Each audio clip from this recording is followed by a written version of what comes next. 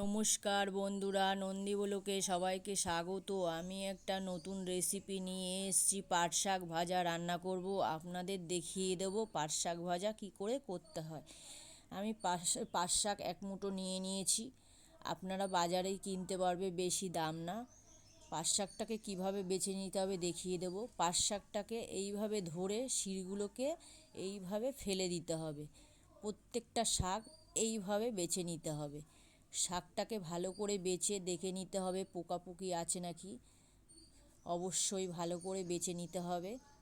এইভাবে শাকগুলো আমি সব বেছে নেব একটা একটা করে। শিরগুলো ফেলে দিলে খেতেও ভালো লাগবে, আর শির থাকলে খেতে ভালো লাগবে না। এই জন্য শিরগুলো এইভাবে বেছে নিতে হবে। আমার বাছা হয়ে গেছে, আমি শাকগুলো ভালো করে বেছে নিয়েছি। আমি শাকগুলো এবার ধুয়ে নেব। দেখতেই পাচ্ছেন এইভাবে শির ফেলে দিয়েছি শাকগুলো বেছে। আমি শাকগুলোকে ধুয়ে নিয়েছি। এবার একটা ফুটো থালার মধ্যে শাকগুলোকে সব তুলে দেব জলটা ঝরার জন্যে। এরম করে ধুয়ে নিতে হবে। আপনারা ঝুড়িতেও রাখতে পারেন জল ঝরার জন্যে। আমি জল ঝরার জন্যে এবার রেখে দেব। একটু পাতিয়ে দেবো শাকগুলো, জলগুলো যেন ঝরে পড়ে। আমি ওইদিকে একটা পেঁয়াজ নিয়ে নিয়েছি। পেঁয়াজটাকে কেটে কুচি করে নেব। পেঁয়াজটাকে কুচিয়ে আমি কড়াই বসিয়ে দিয়েছি। লঙ্কা ফোড়ন দিয়ে দিলাম, পেঁয়াজ কুচিগুলো দিয়ে দিলাম তেলের ওপরে। রসুন বাটা দিয়ে দেবো, থেতো করে নিলেও হবে। ভালো করে আমি নেড়ে চেড়ে দেবো। একটু পরিমাণ মতন নুন দিয়ে দেবো। আমি পরিমাণ মতন হলুদ দিয়ে দেবো।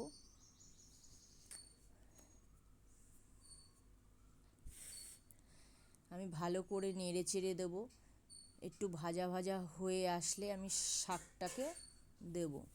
দেখতেই পাচ্ছেন বন্ধুরা, একটু ভাজা ভাজা হয়ে এসছে। শাকগুলো জল ঝরিয়ে রেখেছিলাম, সেই শাকগুলো দিয়ে একটু নেড়ে চেড়ে নেব।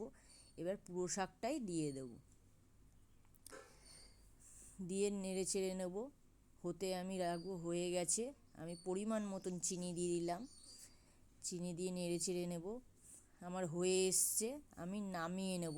দেখতেই পাচ্ছেন বন্ধুরা, এইভাবে পাট শাক রান্না করতে হয়। আমি নামিয়ে নিচ্ছি।